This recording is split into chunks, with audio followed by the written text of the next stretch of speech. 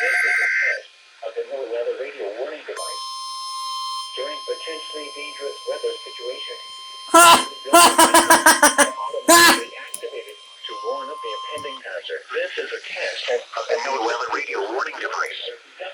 During potentially dangerous weather situations, specially built receivers are automatically activated to warn of the impending hazard.